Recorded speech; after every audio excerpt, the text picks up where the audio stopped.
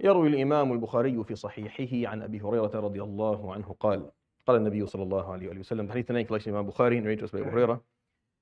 The theme is the hadith that have the wording of laysa minna in it, meaning whom we are not, or what is not in keeping with our values or our principles. There's 12 hadith, around a dozen, that have this wording. 10 of them are authentic, and that's what I'm narrating for you over the next 2 weeks or so. Before I do, two things. Number one, so today, recommendations of the health unit and the changes even in at the hospitals is that we're back to putting masks on, at least for doctors and hospitals. And the recommendations are for people in public spaces to use that. So we're not going to mandate what they don't mandate, but we're going to encourage people who are feeling sick to not come, and those who are to wear masks. And inshallah, on Fridays and the high traffic nights and times, we'll provide masks outside, and the staff inshallah will be wearing them just to kind of keep everyone safe. I don't know. I think everyone has had COVID already. If you haven't, then let's try and not get you to have it, inshallah, over the next couple of weeks, if possible. So that's inshallah what we're going to be doing over the next week or so. And we'll follow the health unit, inshallah, recommendations. The numbers have gone up. The last 2 weeks, the numbers have gone up. Thankfully, we don't see a lot of numbers in the ICU, but it has gone up and people are getting sick for sure. The second thing is, last night, I think I narrated the hadith, and I think I made a mistake. I made a mistake with the rawi. So it's not Abu Hurairah, it's an Ubadah ibn as-Samit, the hadith that I narrated yesterday. Just a disclaimer, as a mistake. May Allah forgive us, inshallah. Tonight, the hadith is narrated by Abu Hurairah, and it's in the hadith collection of Imam Bukhari. And this is a very known hadith, and it's very different. See, yesterday I talked about ethics. He said, it's not in keeping with who we are to mistreat or not to show respect to the elder and not show compassion and empathy to the younger and not to know the status of our scholars.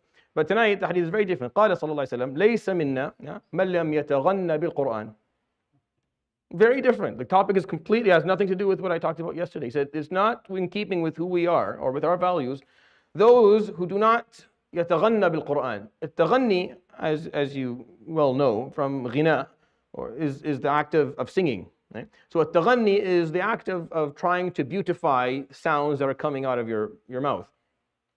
So he's saying, alayhi you're not really from amongst this, you're not similar to us. We are if you don't do that with the Quran, if you don't love the Quran to the point where you look towards beautifying the sound, its sound, and you actually you find joy. See, you only sing that which you really do enjoy. You don't sing your math algebra. You don't care about it. You sing stuff that you find that touch your heart, that means something to you. And what he's trying to explain, alayhi salam, is that you have to love the Quran and be connected to it so that you find joy in singing it out. Obviously, this doesn't mean.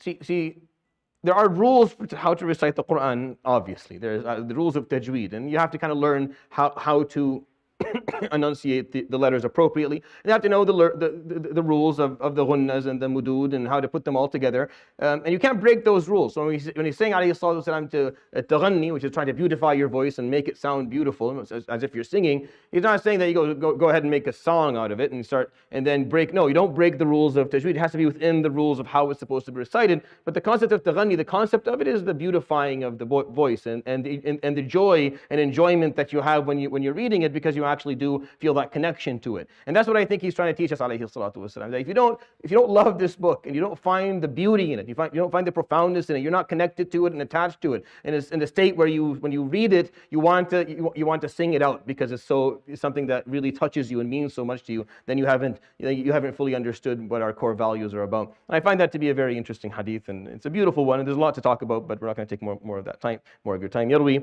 الإمام البخاري في صحيحه عن أبي هريرة رضي الله عنه قال النبي صلى الله عليه وآله وسلم ليس منا من لم يتغن بالقرآن صدق رسول الله صلى الله عليه وسلم. سبحانك اللهم وبحمدك أشهد أن لا إله إلا أنت أستغفرك وأتوب إليك وصلى الله وسلم وبارك على نبينا محمد وعلى آله وصحبه أجمعين.